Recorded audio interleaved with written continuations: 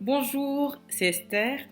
Bonjour les ODS. Alors, on va parler du passage de Jean 19, 17 à 37. C'est le passage de la crucifixion de Jésus. Alors, dans les premiers versets, on parle en fait de Jésus qui porte sa croix pour aller jusqu'au mont Golgotha. Et là, il est enterré, il est crucifié entouré de deux brigands. Et au-dessus de sa croix, il est inscrit Jésus de Nazareth, roi des Juifs. Il faut savoir que cet écrit avait été écrit par Ponce Pilate et il est écrit en latin, en grec et en hébreu.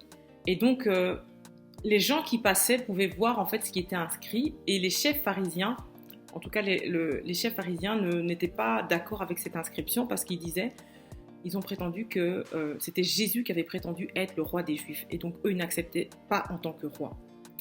Puis plus loin, on voit que Jésus est moqué par des soldats qui veulent se partager sa tunique. Et plus loin, on voit encore Jésus en train de rassurer sa mère alors qu'il est sur la croix. Et sa mère est bien sûr effondrée. Et il sent que sa fin approche. Il a soif, il demande à boire et on lui donne du vinaigre. Et quelque temps après, il rend l'esprit. C'est ce qui est marqué. Après tout cela, il rendit l'esprit. Puis on arrive vers la fin et là, Jésus est mort. Et des gardes s'approchent pour pouvoir en fait complètement l'achever, donc lui briser les os, mais il ne brise pas ses os parce que en fait il avait déjà rendu l'âme. Alors moi quand je disais quand je lisais ces versets, j'ai prié, j'ai demandé Seigneur vraiment inspire-moi, quelle parole je peux dire par rapport à ça. D'abord je relisais plusieurs fois et j'ai vraiment ressenti la douleur physique.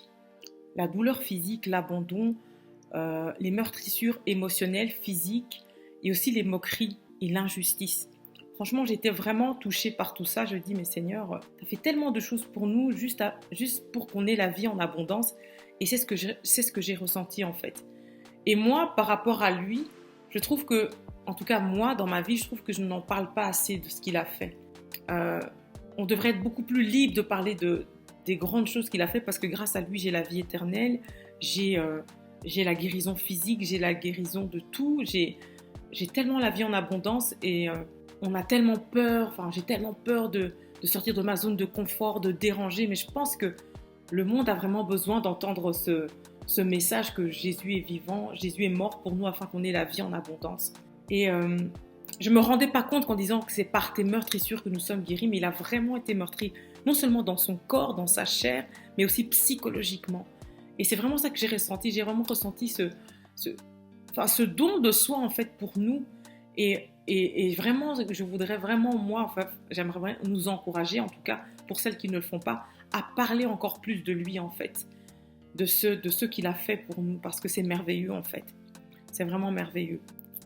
Et je voudrais terminer par une chanson qui parle en fait de la résurrection du Seigneur. C'est Thank you for the cross, Lord. Thank you for the price you've paid, bearing all my sin and shame.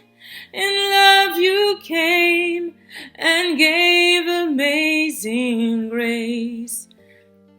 Merci Seigneur pour tout ce que tu as fait pour nous et je veux vraiment m'engager à parler de toi.